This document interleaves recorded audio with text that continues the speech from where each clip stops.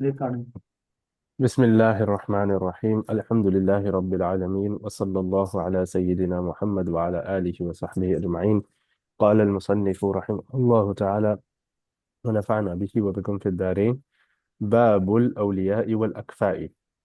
نفذ نكاح حرة مكلفة بلا ولي، ولا تجبر بكر بالغة على النكاح، فإن استأذنها الولي فسكتت أو ضحكت أو زوجها فبلغها الخبر فسكتت فهو إذن، وإن استأذنها غير الولي فلا بد من القول كالثيب.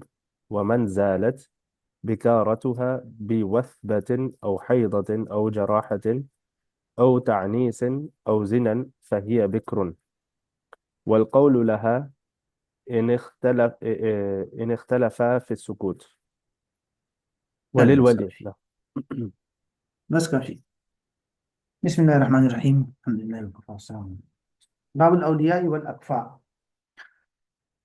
اس باب میں ولی، نکاح کے اندر ولی کی بیعت، مصنف نے یہاں دونوں کا ذکر کیا ہے، لیکن حقیقت میں اس باب کے اندر صرف اولیاء کا ذکر ہے۔ اکفاء کا ذکر یہاں سے الگ آ جائے گا، یہ دیکھیں، کفاءت کا، ٹھیک ہے۔ ورنہ اکفاء جمع ہے کف ان کی، اور کف کا مطلب ہوتا ہے نظیر، تو اس کے لیے الگ فصل موجود ہے، اور پچھلی والے فصل کے اندر ایسا کف کی تفصیلات نہیں ہے۔ بہرحال اولیاء، پھر ہم اس کو ذرا تعارف دیکھتے ہیں، اور اس حوالے سے تین چار ضوابط ہیں وہ دیکھتے ہیں، پھر اس کو شروع کرتے ہیں۔ اولیاء جو ہے یہ ولی کی جمع ہے، اور ولی کا لفظ ولایتن سے بنا ہے۔ ولایہ کے لغوی معنی آتا ہے اختیار، قوت، طاقت، اور اصطلاح میں اس کے معنی ہے تنفیذ الحکم علی الغیر شاء او ابا۔ تنفیذ الحکم علی الغیر شاء او ابا، کہ کسی پر اپنا قول اور حکم نافذ کر دینا، خواہ وہ آدمی چاہے یا نہ چاہے، انکار ہی کیوں نہ کر دے، زبردستی کر کے اس کے اوپر اپنا حکم نافذ کر دینا، اس کو بولتے ہیں ولایت۔ اور ولایت کی ہم نے شاید پہلے بھی اقسام پڑھی تھی کسی جگہ۔ ولایت کی اصلاً دو قسمیں ہوتی ہے، ایک کو کہتے ہیں ولایت عامہ، اور دوسری کو بولتے ہیں ولایت خاصہ۔ ولایت عامہ جس میں عوام اور رعیہ کے اوپر جو اختیارات حاصل ہوتے ہیں، حاکم کو، قاضی کو، اور ان جیسے لوگوں کو، ان کو کہتے ہیں ولایت خاص عامہ۔ اور ولایت خاصہ، ولایت خاصہ کا مطلب ہوتا ہے جو کسی خاص مطلب فرد یا افراد پر جو ولایت حاصل ہوتی ہے۔ اور ولایت شرعیہ بھی جس کو کہتے ہیں، شریعت نے جو ولایت دی ہے، جیسے والد کو ولایت دی ہے بیٹے پر، ٹھیک ہے، دادا کو ولایت دی ہے، تو اس کو کہتے ہیں ولایت خاصہ۔ اور عموماً شریعت میں ولایت خاصہ ولایت عامہ کی بنسبت زیادہ قوی ہے۔ جب بھی کوئی کسی کے ذات یا کسی کے مال کے بارے میں بات، کوئی عمل کرنا ہو، تصرف کرنا ہو، تو علماء یہ قاعدہ وہاں بتاتے ہیں کہ الولایت الخاصہ اقوى من الولایت العامہ، کہ ولایت خاصہ جو ہے وہ ولایت عامہ سے زیادہ قوی اور مضبوط ہے۔ بہرحال، تو یہاں اس پورے فصل کے اندر اصلاً تو ولایت خاصہ کی تفصیلات ہیں، لیکن جہاں ولایت خاصہ نہیں ہوگی وہاں پھر ولایت عامہ کی تفصیل بھی آ جائے گی، جیسے آگے انشاءاللہ ہم پڑھیں گے کہ جس آدمی کا کوئی ولی نہ ہو ولایت خاصہ میں سے، تو پھر وہاں پر ان کا ولی کیا ہوتا ہے؟ حاکم ہوتا ہے، جیسے یہاں ذکر ہو گئی ہے۔ بہرحال اب یہاں دو تین ضوابط ہیں، ان کو پہلے دیکھ لیں۔ اچھا، یہ یہاں سے یہ الولی عصبۃ بترتیب الارث، کہ نکاح کے اندر جو ولی ہوتا ہے، چونکہ ہم نکاح کی ترتیب پڑھ رہے ہیں نا، ورنہ تو ولایت ایک قسم ولایت علی المال بھی ہوتی ہے، لیکن وہ تفصیلات الگ ہے، پھر کبھی دیکھیں گے، کہیں آگے ذکر آئے گا تو پھر پڑھیں گے۔ لیکن جو ولایت علی النکاح ہے، یہ ولایت علی النفس میں آتا ہے، اور اس کے اندر جو ترتیب ہے وہ وراثت والی ترتیب ہے، ٹھیک ہے۔ وراثت کے اندر جو عصبہ کی ترتیب ہوتی ہے، اسی عصبہ کی ترتیب سے نکاح کے اندر ولایت کی بھی ترتیب ہوتی ہے۔ اچھا، وراثت کے اندر عصبہ کی ترتیب جو ہوتی ہے وہ آپ کو معلوم ہوگی، اس کو یاد کرنے کا بہت آسان طریقہ ہوتا ہے۔ وہ کیا کہ ایک میت مر گیا، کوئی شخص مر گیا، تو اس کا جو عصبہ ہے وہ کس ترتیب سے ہوں گے؟ عصبہ جانتے ہیں نا کہ جو ذوی الفروز اپنا حصہ جب لے لیتے ہیں تو باقی ماندہ حصہ سارا کا سارا عصبہ کو مل جاتا ہے، ٹھیک ہے؟ تو اس کو بولتے ہیں عصبہ۔ تو میت کے عصبات کون ہوں گے؟ وہاں علماء جب اس کی ترتیب بتاتے ہیں تو کہتے ہیں کہ چار ترتیب کے ساتھ یہ چار قسم کے لوگ ہوتے ہیں عصبہ۔ سب سے پہلے اس کو یاد کرنے کا بہت آسان طریقہ ہے۔ اس کے کیا ترتیب ہوتی ہے؟ سب سے پہلا جس کا جو حق ہوتا ہے اس کو کہتے ہیں جزء المیت۔ جزء المیت، جزء المیت کے اندر کیا آئے گا؟ بیٹے، پوتے، پڑپوتے، آگے چلتے جائیے۔ تو سب سے پہلے عصبہ کے اندر حق حاصل ہوتا ہے بیٹوں، پوتوں اور پڑپوتوں وغیرہ کو۔ دوسرے نمبر پہ ہے اصل المیت۔ اصل المیت کا کیا مطلب ہوتا ہے؟ اصول، یعنی والد، دادا، پردادا، اسی طرح ترتیب سے۔ تو دوسرا نمبر پھر عصبہ کے اندر آتی ہے اصل المیت کی۔ تیسرا نمبر پہ ہے جزو ابی۔ جزء ابی، جزء ابی کا کیا مطلب ہے؟ میت کے والد کے اجزاء۔ تو میت کے والد کے اجزاء کیا ہوتے ہیں؟ بھائی، حقیقی بھائی، ہاں، پھر بھائیوں کی اولاد، بھتیجے بھی اس کے اندر آئیں گے اگر بھائی نہیں ہے تو، ٹھیک ہے؟ بہرحال یہ ترتیب تیسرے نمبر پہ آتا ہے جزء ابی، یعنی بھائی اور اس کے اولاد۔ اور لاسٹ نمبر پہ آتا ہے جزء جدی۔ جزء جدی، جزء جدی کا کیا مطلب ہے؟ چچا، چچا اور پھر چچا کی اولاد۔ تو یہ چار ترتیب ہے وراثت کے اندر عصبہ کی۔ یہی ترتیب نکاح کے اندر ولی کی بھی ہے، کہ اگر مثال کے طور پر ایک عورت ہے، ٹھیک ہے، اور اس کا ایک بیٹا موجود ہے، لیکن وہ عورت مجنونہ ہے۔ اب وہ عورت مجنونہ ہے تو اس عورت کے اوپر ولایت تو اس عورت کو خود حاصل نہیں ہو سکتی نا، کیونکہ وہ مجنونہ ہے۔ تو اور اس عورت کا بیٹا بھی موجود ہے، والد بھی موجود ہے، تو اس عورت کا جو ولی ہے وہ کون بنے گا؟ وہ بنے گا عورت کا بیٹا، اگر تو وہ بالغ ہے تو وہ بنے گا، اس کا بیٹا بنے گا، والد کا نمبر بعد میں ہے۔ اچھا جی، پھر اگر بیٹا نہیں ہے کسی عورت کا، جیسے عموماً ہوتا ہے، چھوٹی بچیاں ہیں یا کوئی بھی لڑکی ہے، مجنونہ ہے، نہیں ہے، ٹھیک ہے، لیکن صغیرہ ہے، بالغ ہے، ہیں؟ تو وہاں تو کہتے ہیں پھر اس کا نمبر، پھر اس کا ولی کون ہوگا دوسرے نمبر پر؟ والد۔ والد نہیں ہے تو دادا، اس ترتیب سے۔ اور اگر والد اور دادا وغیرہ بھی نہیں ہے تو پھر جزء ابی، یعنی بھائی۔ اور اگر وہ بھی نہیں ہے تو پھر جزء جدی ہی، یعنی کہ چچا اور چچا کی اولاد، اس ترتیب سے۔ تو نکاح کے اندر ولی کی جو ترتیب ہے وہ وہی ترتیب ہے جو وراثت میں عصبہ کی ہے۔ تو یہ ہے پہلا قاعدہ۔ دوسرا جو یہ پوائنٹ ہے کہ الولایت نوعان، ولایت ندب و اجبار، کہ ولایت کی دو قسمیں ہوتی ہے۔ ایک ہے ولایت ندب، جس میں زبردستی نہیں ہو سکتی، ولی تو بن سکتا ہے ایک انسان لیکن زبردستی نہیں کر سکتا۔ اور دوسری قسم ہے ولایت اجبار، جس میں ولی زبردستی کر سکتا ہے نکاح پر، اور سامنے والا جو ہے وہ انکار نہیں کر سکتا۔ ولایت ندب جو ہوتا ہے یہ ہوتا ہے عاقلہ بالغہ لڑکی پر، بالغہ، عاقلہ اور بالغہ۔ تو عاقلہ بالغہ لڑکی کا ولی اگر اس کا نکاح کرائے گا تو اس کو ولایت ندب بولتے ہیں، اور زبردستی نہیں کر سکتا، جبر نہیں کر سکتا عاقلہ بالغہ پر۔ اور دوسری قسم ہے ولایت اجبار۔ ولایت اجبار کیا ہے؟ ولایت اجبار ہوتا ہے صغیرہ پر۔ ولایہ علی الصغیرہ جو ہے وہ حنفیہ کے ہاں کیا ہے؟ ولایت اجبار۔ لہذا والد یا دادا اگر چھوٹی نابالغ بچی کا نکاح کرا دے تو یہ ولایت اجبار ہے، اور ایسی صورت میں وہ ان کا نکاح سے انکار نہیں کر سکتے۔ آسان ہو گیا؟ اب پوائنٹ یہ سمجھنا ہے ولایت اجبار سے متعلق، کہتے ہیں مبنى الاجبار الصغر للبکارہ۔ حنفیہ کے ہاں ولایت اجبار کی جو بنا ہے، جو بیس ہے، وہ صغر ہے، صغر یعنی عدم البلوغ، بکارت نہیں ہے۔ اور شافعیہ کے ہاں اس کا الٹ ہے، شافعیہ کے ہاں ہے مبنى الاجبار البکارہ للصغر، ان کے ہاں کیا ہے؟ صغر نہیں بلکہ بکارت ہے۔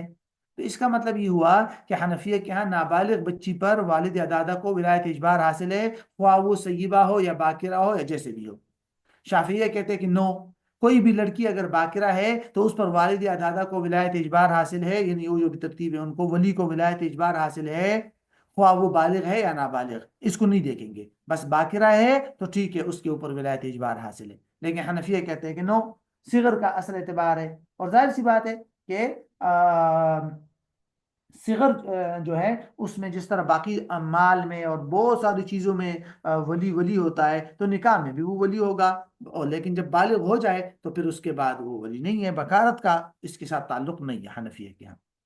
بہرحال یہ آگے دیکھیے، ولایت النکاح ہے ولایت نظر، یہ بڑا اہم ہے، اس کو سمجھنا ضروری ہے، کیونکہ جسے میں نے آپ کو پہلے بتایا کہ ولایت اجبار میں کیا ہوتا ہے، ولایت اجبار میں یہ ہوتا ہے کہ مثال کے طور پر والد ہے یا دادا ہے یا جو بھی ہے، وہ جب لڑکی کا نکاح کرا دے تو نابالغ بچی کا، اوکے، نابالغ کا نکاح کرا دے تو وہ انکار نہیں کر سکتے، اور وہ نکاح ان پر لازم ہو جاتا ہے، وہ نکاح ان پر کیا ہو جاتا ہے، لازم ہو جاتا ہے۔ یہ اگرچہ یہ فرق ہے، انشاءاللہ کتاب میں آئے گا، یہ ذہن میں رکھیے گا کہ ترتیب تو یہ ہے نا، ترتیب یہ ہے ولی کی کہ جزی میت، اصلی میت، جزی ابی، جزی جدی، لیکن ان سب کی ولایتوں میں تھوڑا سا فرق ہے۔ وہ کیا کہ یہ جو ولایت اجبار ہے نا، یہ زبردستی نکاح والا، یہ صرف اور صرف حنفیہ کے ہاں باپ اور دادا کو حاصل ہے، باقی کسی بھی ولی کو حاصل نہیں ہے، نہ جزی میت کو، نہ جزی ابی کو، نہ جزی جدی کو، کسی کو بھی ولایت اجبار حاصل نہیں ہے۔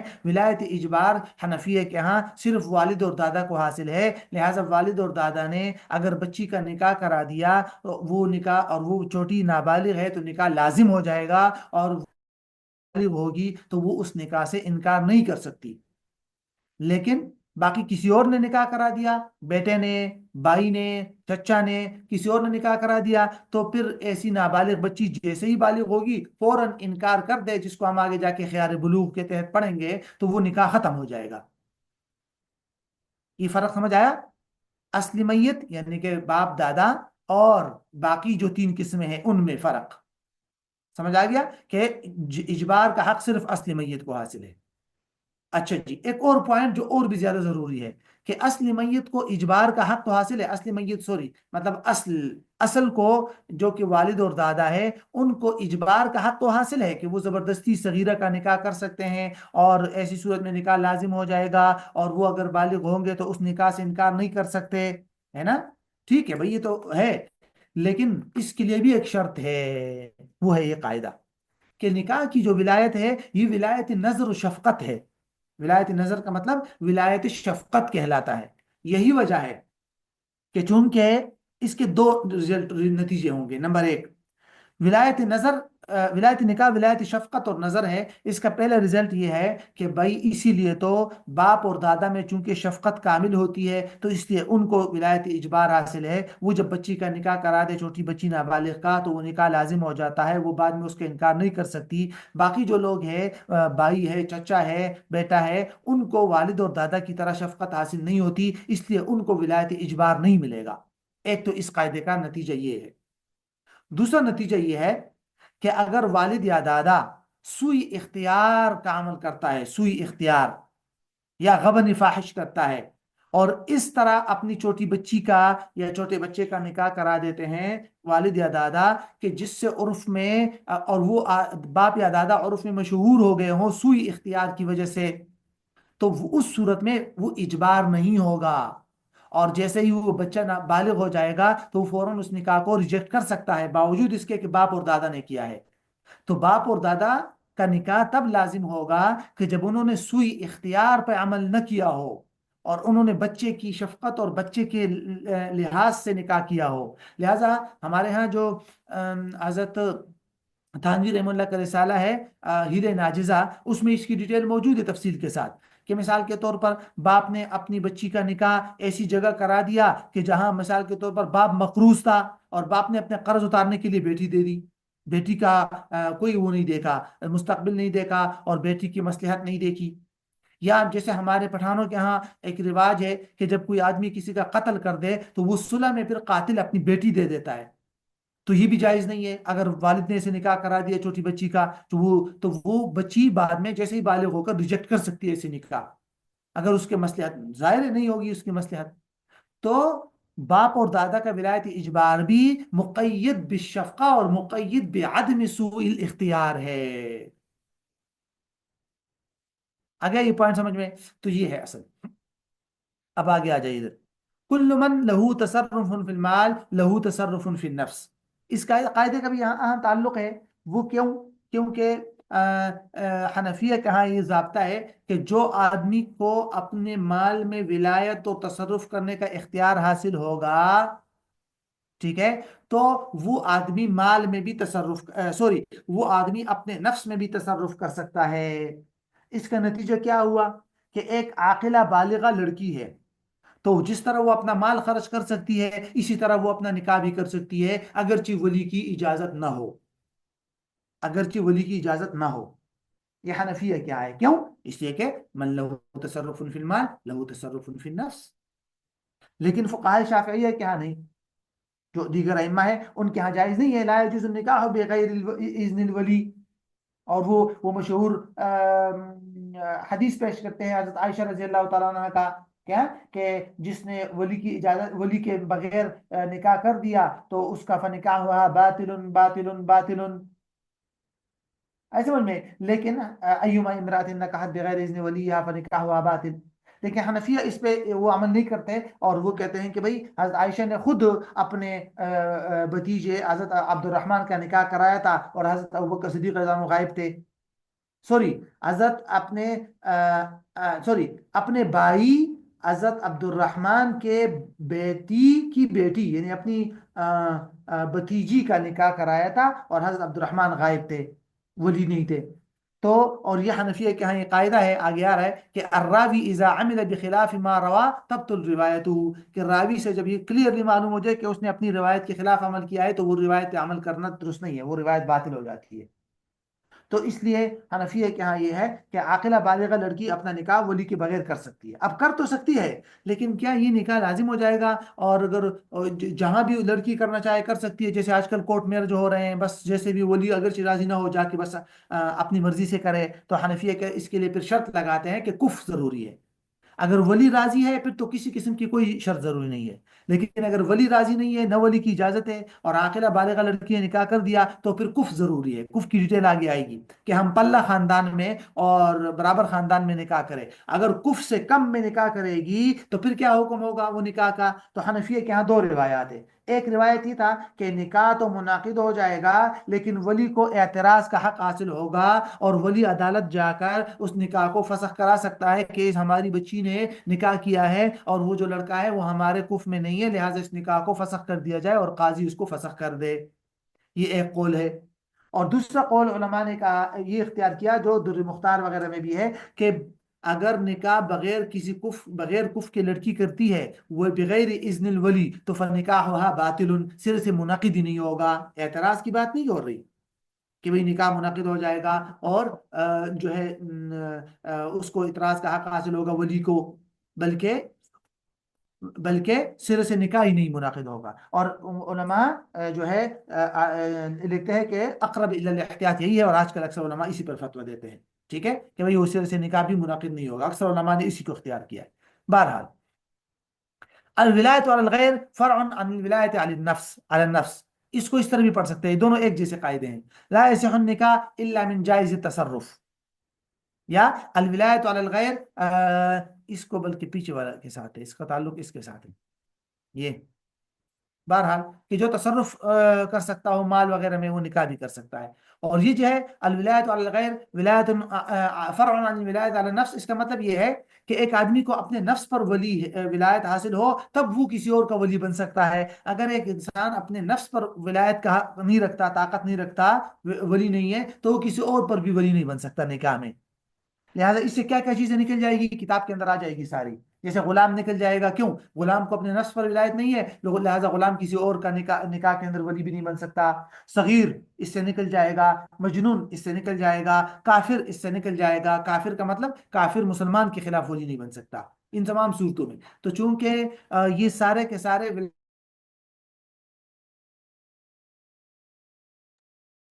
آپ کی آواز کٹ گئی. نہیں ہے تو ولایت علی الغیر بھی نہیں ہے. ہے سمجھ میں؟ آپ کی آواز کٹ گئی تھی البتہ جب آپ کہہ غلام رہے کی، تھے سارے سارے کے سارے. ہاں یہ سارے کے سارے اس قاعدے کی بنیاد پر نکاح کے اندر ولی نہیں بن سکتے. کیوں؟ اس لیے کہ صغیر اور اسی طرح مجنون، غلام، ان سب کو ولایت علی النفس حاصل نہیں ہے، تو اس لیے ان کو ولایت علی الغیر بھی حاصل نہیں ہوگی. ہے سمجھ میں؟ ہاں البتہ جو غلام ہے اس کو باقی ولایات تو حاصل ہو سکتی ہے. مثال کے طور پر آگے آئے گی انشاءاللہ کتاب کے اندر کہ اس کو کچھ نہ کچھ ولایات دیگر چیزوں کی حاصل ہو سکتی ہے. مثلا اقرار کر سکتا ہے حدود کا اپنے اوپر، قصاص وہ کر سکتا ہے. اگر آقا نے اس کا نکاح کرا دیا تو بیوی پر اس کو ولایت ہے، لیکن وہ الگ چیزیں ہیں. ہم نکاح کی ولی کی بات کر رہے ہیں. غلام، مجنون اور صغیر یہ نکاح کے اندر ولی نہیں بن سکتے کیونکہ ان کو اپنے نفس پر ولایت نہیں ہے.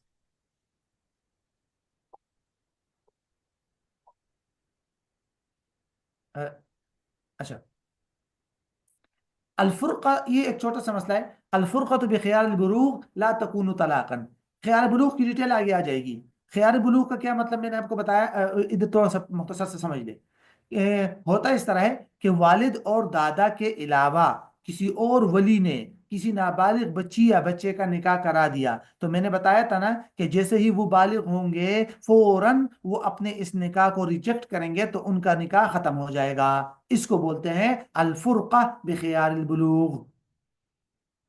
ایسے سمجھ میں؟ اور وہ انکار کر دیں گے جیسے ہی وہ بالغ ہو جائیں تو فوراً کہہ دے کہ ہمارا جو نکاح ہمارے چچا نے یا ہماری والدہ نے یا فلاں نے کیا تھا وہ ہم اس کو انکار کرتے ہیں. تو جیسے ہی بالغ ہونے کے فوراً بعد جب انکار کر لیں گے تو قاضی پھر اس کو فسخ کرے گا. اور قاضی جب نکاح کو فسخ کر لے گا تو ایسا فسخ نکاح یہ طلاق کے زمرے میں نہیں ہے. ایسی لڑکی مطلقہ شمار نہیں ہوگی. ٹھیک ہے؟ اور نہ اس کی وجہ سے عدت ہوگی، کچھ بھی نہیں ہے یہ.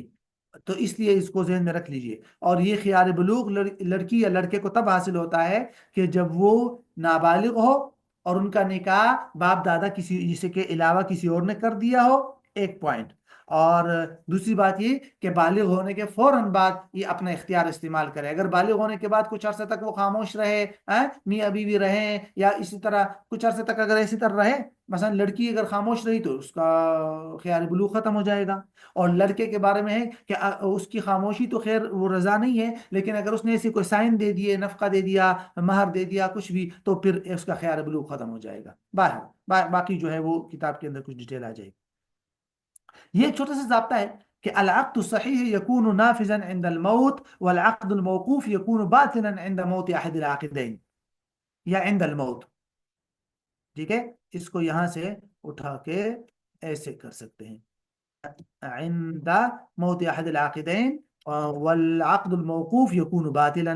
یہ اس کے ساتھ لگ جائے گا عند احد العاقدین کے ساتھ. مطلب یہ ہے کہ ایک عقد اگر صحیح ہوا ہے، عقد نکاح ٹھیک ہے صحیح ہوا ہے، اور میاں بیوی میں سے کوئی ایک مر گیا تو مرنے کی وجہ سے وہ عقد صحیح نافذ اور کمپلیٹ ہو جائے گا اور مہر بھی مکمل لازم ہوگا. پھر فار ایگزامپل باپ یا دادا نے چھوٹی بچی کا نکاح کرا دیا تو یہ نکاح صحیح ہے نا؟ اچھا جی، اب نکاح تو صحیح ہے لیکن اچھا ان دونوں میں سے میاں جو بچی اور بچہ ہے جن کا نکاح ہوا ہے، ان کے بالغ ہونے کے بعد یا بالغ ہونے سے پہلے ہی کسی ایک کا انتقال ہو گیا تو جو عقد صحیح تھا وہ لازم وہ نافذ ہو جائے گا اور مہر کمپلیٹ ہو جائے گا. جو بھی نکاح صحیح کے احکامات ہیں نکاح نافذ کے وہ سارے ہو جائیں گے. اگر لڑکا مر گیا تو لڑکی کو یا لڑکی کو مکمل مہر ملے گا. کیوں؟ وہ جو نکاح صحیح ہوا تھا وہ اب جا کر کمپلیٹ اور پختہ ہو گیا. لیکن اگر عقد نکاح موقوف تھا تو وہ کسی ایک کے مرنے سے باطل ہو جاتا ہے. موقوف تھا کہ کیا مطلب؟ مثال کے طور پر کسی فضولی آدمی نے کسی تھرڈ پرسن کا نکاح کرا دیا اس کی اجازت کے بغیر، تو یہ نکاح موقوف ہوتا ہے اصل لڑکے کی اجازت پر. ایسا ہی ہے نا؟ لیکن ابھی اس نے اجازت نہیں دی تھی، اس کو پتہ بھی نہیں چلا تھا کہ اس کا انتقال ہو گیا، تو یہ جو نکاح موقوف جو فضولی نے کیا تھا یہ باطل ہو جائے گا اور اس کے اوپر مہر شہر کچھ بھی لازم نہیں ہوگا. مثال کے طور پر خالد نے زید کی اجازت کے بغیر زید کا نکاح کرا دیا، ایجاب و قبول کر دیا، مہر بھی کر دیا، سب کچھ، اور زید بیچارے کو پتہ ہی نہیں ہے کہ میرا نکاح خالد نے کر دیا ہے. ٹھیک ہے؟ اب یہ نکاح موقوف ہے زید کی اجازت پر، لیکن اس کو پتہ چلنے سے پہلے ہی زید کا انتقال ہو گیا، تو یہ جو نکاح کیا تھا یہ نکاح باطل، اور اس میں جو مہر آیا تھا وہ کچھ بھی نہیں لازم، لڑکی کو کچھ نہیں ملنے والا مہر وغیرہ. ٹھیک ہو گیا؟ تو یہ ہے خلاص کچھ قواعد. اب ہم ذرا تھوڑا سی کتاب دیکھ لیتے ہیں.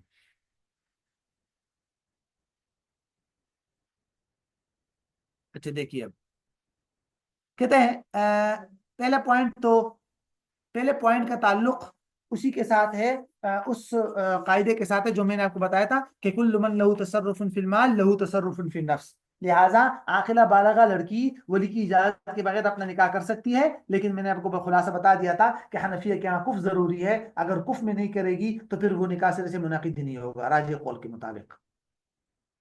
ٹھیک ہو گیا؟ تو یہاں سے پہلا والا پوائنٹ ہے. کہتے ہیں نفذ نکاح حرۃ مکلفۃ بلا ولی. سی کہ ایک حرہ آزاد عورت ہے، مکلفہ، مکلفہ مینز کہ عاقلہ اور بالغہ ہے، کیونکہ اگر وہ مکلفہ نہیں ہے تو صغیرہ یا مجنونہ ہے تو پھر تو اس کا نکاح نہیں ہوگا نا.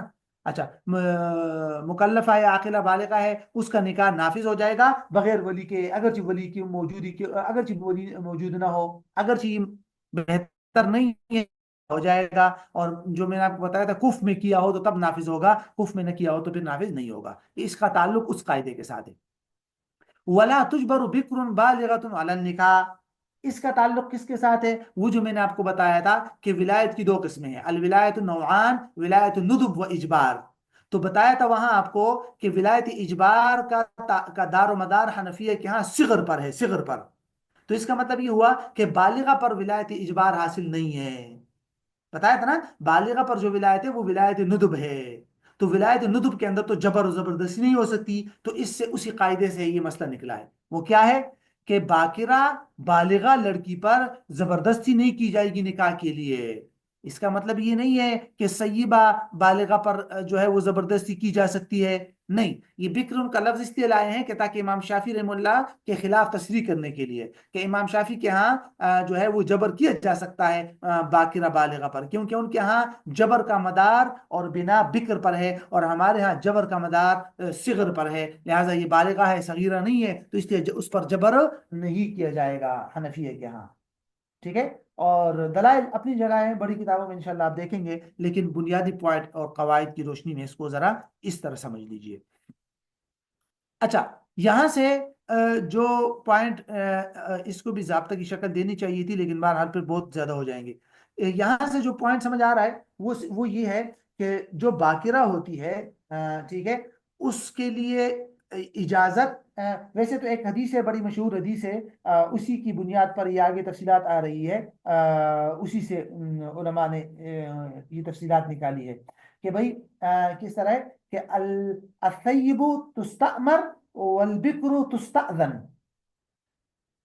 ٹھیک ہے کہ بھائی سیبہ سے تستأمر مشورہ لیا جائے معاملے میں، یا تشاور کا لفظ ہے، تشاور اور تستأمر، امر میں تستأمر اور تشاور کا لفظ ہے دونوں، کہ امر میں مشورہ لیا جائے اور اس سے مشورہ لیا جائے. اور البکر تستأذن، اور باکرہ سے اجازت لی جائے. اب یہ جو اجازت ہے، اس کی اجازت کا مطلب یہ ہوگا کہ بھائی اس کی رضامندی ضرور ہونی چاہیے، اور اس کی رضامندی جو ہے اس کی بہت ساری علامات ہیں. ٹھیک ہے؟ تو لہٰذا اگر ان علامات میں سے کوئی ایک علامت بھی پائی گئی رضامندی کی تو تستأذن پر عمل ہو جائے گا. اور سیبہ تو اس کے لیے حدیث کے اندر تشاور اور تستأمر کا لفظ استعمال ہوا ہے، تو مشورہ اور تستأمر یہ علامات اور سائنس سے نہیں ہو سکتا، اس کے لیے وضاحت ضروری ہے یا بہت بڑا قرینہ ضروری ہے. وہ وضاحت یا تو سیبہ اپنے قول سے بتائے گی کہ ہاں رضی تو قبل تو، یا وہ اپنے عمل سے بتائے گی کہ بھئی اس نے مہر قبول کر لیا یا اس طرح. تو قرینہ، بڑا قرینہ یا صریح قول ضروری ہے. لیکن جو باکرہ ہے اس کی حیا ہے، چونکہ وہ اس میں حیا زیادہ ہوتی ہے، تو اس کی حیا کی وجہ سے اس کے سائنس کو بھی رضامندی شمار قرار دیا گیا. اور سیبہ کے اندر چونکہ وہ حیا والی بات اتنی زیادہ نہیں ہوتی، تو اس لیے اس کا وہاں سائنس کو کافی نہیں قرار دیا اور علامات کو. ٹھیک ہے؟ بلکہ وہاں قرینہ یا صریح قول ضروری ہے. ذرا دیکھیے. اور دوسری بات کہ باکرہ کے لیے بھی یہ سائنس تب رضامندی شمار کیے جائیں گے، جیسے ہنسنا اور خاموش رہنا، جب اس سے اجازت اس کا ولی لے گا. اگر ولی کے علاوہ کوئی فضولی یا کوئی اور آدمی دے گا تو پھر باکرہ کی طرف سے بھی قول صریح ضروری ہے سیبہ کی طرح. یہ خلاصہ ہے. کہتے ہیں فَإِذِ اسْتَأْذَنَهَا وَلِيٌّ، الولیُّ استأذنها سے اشارہ ہے بکر کی طرف، کہ اگر ولی نے اس سے اجازت لے لی اور وہ خاموش ہو گئی یا ہنسی، او زوجها فبلغها الخبر فسکتت، یا ولی نے اس کا نکاح کرا دیا اور اس کو یہ خبر پہنچی اور وہ خاموش ہو گئی، تو یہ اجازت ہے. ٹھیک ہے؟ اور یہ خبر پہنچانے میں پھر تفصیلات ہے، حنفیہ کا کچھ اختلافات بھی ہے کہ خبر پہنچانے والے کتنے ہونے چاہیے، امام صاحب وغیرہ وغیرہ، شاہ صاحبین کہتے ہیں نہیں یہی ضروری نہیں ہے۔ یہ آپ کی آواز کٹ گئی تھی، فبلغها الخبر اوپر. اچھا، فبلغ الخبر فسکتت فهو اذن، کہ اگر ولی نے اس کا نکاح کرا دیا اور کسی اور نے پھر اس باکرہ لڑکی کو خبر دی کہ بھئی تمہارا نکاح تمہارے ولی نے کرا دیا ہے، اور وہ خاموش ہو گئی، تو یہ بھی اجازت ہے۔ ٹھیک ہے، تو پہلی صورت میں یہ اجازت شمار کی جائے گی، یہ ساری اجازت کے دائرے میں آ جائے گی، اور یہ جو خاموشی ہے عمل کے بعد یہ اجازت لاحقہ ہو جائے گی، کہ بعد میں عمل کے بعد اجازت دے دی۔ اچھا، میں یہ بات بتا رہا تھا ایک اور، کہ بھئی اس باقرہ کو خبر پہنچانے والے کتنے ہونے چاہیے جن کی سامنے وہ خاموش ہوگی تو تب وہ رضامندی شمار ہوگی۔ تو اس میں اختلاف ہے حنفیہ کے یہاں، صاحب امام صاحب فرماتے ہیں کہ بھئی کم از کم نصاب کے برابر ہو، اور صاحبین فرماتے ہیں کہ ایسا کوئی ضروری نہیں، ایک آدمی بھی خبر پہنچا دے اور وہ خاموش ہو گئی تب بھی کافی ہے۔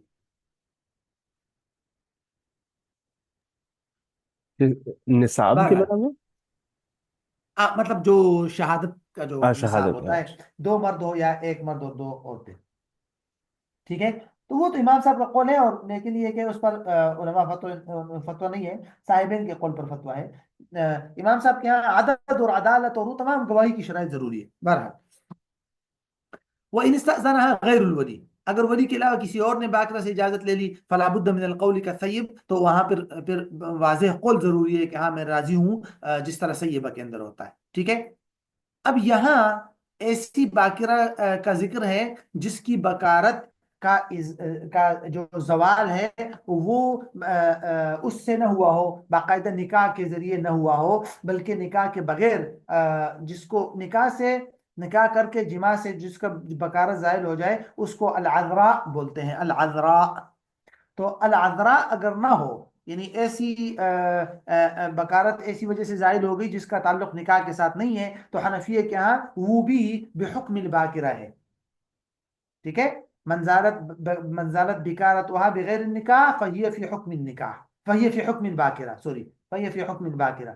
لیکن شافعیہ اس کا اختلاف کرتے ہیں۔ ٹھیک ہے، شافعیہ کہتے ہیں نہیں، وہ بکارت کے حکم میں نہیں ہے، لیکن حنفیہ کے ہاں یہ ہے، بلکہ صاحبین بھی وہ آگے آ جائے گا۔ بہرحال میں بتاتا ہوں آپ کو، ومن زالت بکارتها بوثبت، جس لڑکی کی بکارت زائل ہو جائے کودنے کی وجہ سے، چنانگ مارنے کی وجہ سے، او حیضت یا زیادہ حیض کی وجہ سے، او جراحت یا زخم کی وجہ سے، او تعنیس یا زیادہ عرصہ کنوارا رہنے کی وجہ سے۔ تعنیس بولتے ہیں کہ بغیر کسی بالغ ہونے کے بعد نکاح کے بغیر زیادہ عرصہ انتظار کرنے کی وجہ سے، ٹھیک ہے، انتظار کرنے کو بولتے ہیں۔ او زنن یا زنا کی وجہ سے، وہی بکر، تو وہ بکر کے حکم میں ہے۔ بکر کے حکم میں ہے کا کیا مطلب ہے کہ پیچھے جو ہم نے ڈیٹیل پڑھی کہ ولی نے اس سے اجازت لے لی، وہ خاموش ہوئی یا ہنسی، تو وہ اجازت ہے، ایسے یہاں پر بھی ہوگا، اگرچہ یہ صحیبہ ہے حقیقت میں، لیکن احکام میں یہ باقرہ ہوگی۔ ٹھیک ہے، اسی لیے فرمایا کہ بہرحال یہاں میں آپ کو ایک چھوٹا سا پوائنٹ بتاتا ہوں۔ تو اب اس کا مطلب یہ ہوگا کہ اگر اس کو اس سے اجازت لے لی اور وہ خاموش ہو گئی، تو ایسی صورت میں اگرچہ وہ زنا ہی کی وجہ سے اس کی بکارت کیوں زائل نہ ہوئی ہو، تو اس کی خاموشی جو ہے وہ رضامندی ہے۔ یہ امام صاحب کا اوپینین ہے، ورنہ صاحبین کے اختلاف زنا کی صورت میں ہے، اور امام شافعی اور دیگر حضرات کا تو باقی میں بھی ہے، یعنی کہ وثبت، حیضت، جراحت، ان میں بھی ہے، لیکن صاحبین کے اختلاف صرف زنا میں ہے۔ صاحبین فرماتے ہیں کہ اگر زنا کی وجہ سے پردہ بکارت زائل ہوا ہے تو پھر ایسی صورت میں اس کی خاموشی جو ہے وہ رضامندی نہیں ہے جس طرح کی باقرہ کی ہوتی ہے۔ ٹھیک ہے، اور امام صاحب فرماتے ہیں کہ نو، اگر چیز زنا کی وجہ سے ہوا ہو اس کی خاموشی سکوت کے درجے میں ہے، لیکن امام صاحب اس کے لیے ایک قید لگاتے ہیں، وہ قید یہ ہے کہ اس کا زنا معروف اور مشہور نہ ہو، کیونکہ اگر زنا معروف اور مشہور ہے تو پھر ایسی لڑکی میں حیا نہیں ہوتی اور وہ پھر باقرہ کے حکم میں نہیں ہوگی، لیکن اگر اس کا زنا معروف اور مشہور نہیں ہے تو پھر وہ اس کا سکوت اسی طرح باقرہ کے حکم میں ہے، اور وہ سکوت رضامندی شمار ہوگی۔ یہ امام صاحب کا اوپینین، فتویٰ بھی امام صاحب ہی کے قول پر۔ بہرحال اب آ جائیے نیکسٹ پوائنٹ، والقول لها ان اختلفا فی السکوت، یہاں یہ ہے سکوت میں اگر اختلاف ہو جائے تو لڑکی کے قول کا اعتبار کیا جائے گا۔ کیا مطلب سکوت میں اختلاف ہو جائے؟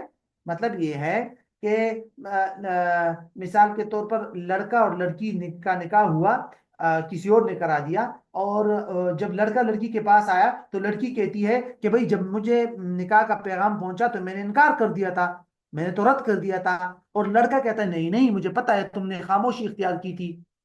تو اب کیا کرے؟ لڑکے کے قول کو ایکسپٹ کر کے اس خاموشی کو لے لے اور نکاح کو منعقد مان لیا جائے، یا لڑکی کے قول کا لے لے اور جس نے ریجیکٹ کیا ہے اور ریجیکشن کو لے کر اس نکاح کو ختم کرا دیا جائے؟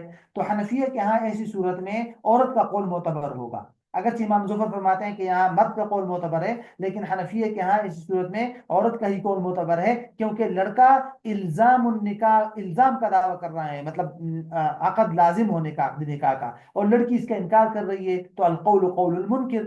اگر ٹھیک ہے، اچھا، لیکن اس کی نے تفصیل ہے، اگر کسی ایک کے پاس گواہ ہے تو پھر اس کی بات معتبر، اچھا ایک، نمبر دو، اگر دونوں کے پاس گواہ ہے تو پھر لڑکی کے گواہ معتبر، نمبر تین، اگر دونوں کے پاس گواہ نہیں ہے تو تب بھی لڑکی کا قول معتبر۔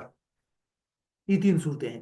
صاحبین کے ہاں لڑکی کا قول معتبر ہے مال یمین، اور امام صاحب کے ہاں وداؤٹ یمین، اور فتویٰ بھی صاحبین کے قول پر ہے کہ لڑکی کا قول معتبر ہوگا لیکن یمین کے ساتھ، جب گواہ موجود نہ ہو دونوں کے پاس تو پھر لڑکی سے باقاعدہ قسم لی جائے گی اور اس کا قول معتبر ہو جائے گا۔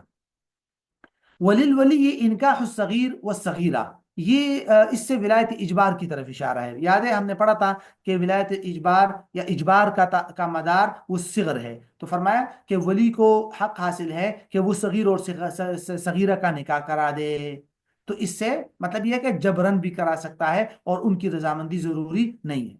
اور آگے وہی قاعدہ جو میں نے آپ کو سمجھایا تھا، وہ قاعدہ کیا تھا کہ الولی العصبۃ بترتیب الارث، ولی کون ہوتا ہے؟ کہتا ہے وراثت کی ترتیب کے مطابق جو عصبہ ہے وہی ولی ہے، لیکن اولیاء کے اندر فرق ہے۔ آپ کو میں نے فرق بتایا تھا، کون سا؟ ایک طرف والد اور دادا، اب اور جد، اور دوسری طرف باقی سب اولیاء۔ تو ولایت اجبار جسٹ اب اور جد کو حاصل ہے، اور باقی سب کو صرف ولایت ندب حاصل ہے، ولایت اجبار نہیں ہے۔ لہٰذا اس ولایت اجبار نہیں ہے بئی معنی کہ اگر کسی اور نے لڑکی کا نکاح کرا دیا لڑکے کا بچپن میں تو وہ جیسے ہی بالغ ہوں گے تو انکار کر سکتے ہیں، لیکن باپ دادا کا نکاح وہ انکار نہیں کر سکتے اس سے۔ اور باپ دادا کے اندر بھی اجبار کی لیے قید لگائی تھی کہ عند عدم سوء الاختیار، یاد ہے؟ تو یہاں سے اسی کی طرف دو تین اشارے ہیں بس۔ دیکھیے، وَلَهُمَا، صغیرہ اور صغیر کو یعنی کہ بچہ اور بچی کو خیار فسوخی، خیار فسخ حاصل ہے بلوغ کے ساتھ ہی، جیسے ہی بالغ ہو جائیں گے تو ان کو اپنے نکاح کو فسخ کرنے کا اختیار حاصل ہے، لیکن کب؟ عند غیر فی غیر الاب والجد، یہ دیکھیں والد اور دادا کے علاوہ صورتوں میں، والد اور دادا کی صورت میں نہیں، اور جو والد اور دادا کی خاص صورت ہے وہ یہاں ذکر نہیں ہوئی۔ اور ایک اور بات، بشرط القضاء، قاضی کا فیصلہ بھی ضروری ہے، صرف اتنی بات کافی نہیں ہے کہ بچہ یہ کہہ دے کہ میں جیسے ہی بالغ ہوا تھا میں نے اس نکاح سے انکار کر دیا تھا، یا بچی کہہ دے، خیر بچہ تو طلاق بھی دے سکتا ہے، لڑکا، لڑکی کی بات کر رہا ہوں، لڑکی کے لیے طرف سے صرف اتنی بات کافی نہیں ہے کہ بھائی میں جیسے ہی بالغ ہوئی تھی تو میں نے اس نکاح سے انکار کر دیا تھا، صرف انکار کافی نہیں ہے، وہ ضروری ہے، لیکن پھر قاضی کے پاس جا کر اس قاضی سے قضا اور فیصلہ کروانا بھی ضروری ہے، تب جا کے یہ نافذ ہوگا۔ اچھا، وہ بتلا بسکوتها ان علمت بکرن، اور آپ کو بتایا تھا میں نے کہ خیار بلوغ جو ہے وہ خیار فسخ بالبلوغ جو ہے یا خیار بلوغ کب ختم ہوتا ہے؟ کہ اگر وہ لڑکی خاموش رہی بالغ ہونے کے بعد، اس کو پتہ تھا کہ میرا نکاح ہوا ہے، پتہ نہیں تھا پھر تو خاموش رہنے سے کچھ نہیں ہوگا، لیکن پتہ تھا اس کو کہ میرا نکاح ہوا ہے، پھر بھی بالغ ہونے کے بعد وہ لڑکی خاموش رہی، تو یہ خاموشی نکاح کے زمرے سوری یہ خاموشی رضامندی کے زمرے میں آئے گی اور اس کا خیار بلوغ ختم ہو جائے گا۔ کہتے ہیں وہ بطلا، بطلا مینز اس کا اختیار، لڑکی کا اختیار باطل ہو جائے گا، کب؟ بسکوتہا، اس کی خاموشی سے، اگر اس کو معلوم ہو، بکرن، جب وہ باکرہ ہے تو، کیوں؟ اگر باکرہ ہے تو باکرہ کا سکوت رضامندی ہے، اور یہاں اس کو معلوم ہے کہ میرا نکاح ہوا ہے پھر بھی بالغ ہونے کے بعد خاموش ہے، تو اٹ مینز کہ وہ راضی ہے۔ لا بسکوت ہی، لیکن لڑکے کا سکوت رضامندی نہیں ہے، لڑکی کا سکوت تو رضامندی ہے لیکن لڑکا نہیں، کیوں؟ لڑکی حیادار ہوتی ہے، اس کی سکوت کو رضامندی کہہ سکتے ہیں، لڑکا تو عموماً بے حیا ہوتے ہیں، مطلب بھی ہے کہ سب کچھ بول سکتے ہیں، تو اس لیے ان کا خیار جو ہے وہ باطل نہیں ہوگا سکوت کی وجہ سے، جب تک کہ وہ راضی نہیں ہوگا، اگرچہ دلالتاً ہی کیوں راضی نہ ہو، اگرچہ دلالتن کیوں راضی نہ ہو، کا کیا مطلب ہے کہ لڑکا دلالت ایسا عمل کر دے جو گائیڈ کرتا ہو کہ وہ راضی ہے، مثلا وہ مہر دے دے، ہاں، یا جا کے جمع کر لے، یا لڑکی جو ہے وہ مہر وصول کر لے، تو اس طرح کے کام وہ بھی دلالتن رضامندی کے زمرے میں آئے گا۔ اچھا، یہ لاسٹ پوائنٹ ہے، اس کو ختم کرتے ہیں پھر میں نماز کے لیے چلتا ہوں۔ یہ ہے اسی سے متعلق وتوارثا قبل الفسخ، کہ صغیر اور صغیرہ، صغیر اور صغیرہ جب تک ان کا نکاح فسخ نہیں ہوا اس وقت تک یہ ایک دوسرے کے وارث ہوں گے۔ کیوں؟ کیونکہ میں نے آپ کو قاعدہ بتایا تھا، اگر آپ کو یاد ہو، وہ قاعدہ کیا تھا کہ العقد الصحیح یکون نافذا عند موت احد العاقدین، تو یہ نکاح تو نکاح صحیح تھا، تو کسی ایک کا انتقال ہوگا تو یہ نکاح نافذ ہو جائے گا اور دوسرے آدمی کو وراثت مل جائے گی اس کی طرف سے بیوی یا شوہر کے طور پہ۔ يرث كل من الزوجين من صاحبه ان مات احدهما قبل البلوغ او قبل فسخ النکاح۔ یس، ٹھیک ہو گیا؟ تو یہاں سے یہ دو تین پوائنٹ رہتے ہیں، اس کو انشاءاللہ نیکسٹ والے چیپٹر کے ساتھ کفاءت کے ساتھ کر لیں گے تاکہ میں نماز میں پہنچ جاؤں انشاءاللہ۔ ٹھیک ہے، کافی ہے نا انشاءاللہ اتنا؟ انشاءاللہ، جزاک اللہ خیر، ٹھیک ہے السلام انشاءاللہ، ٹھیک علیکم۔ ٹھیک۔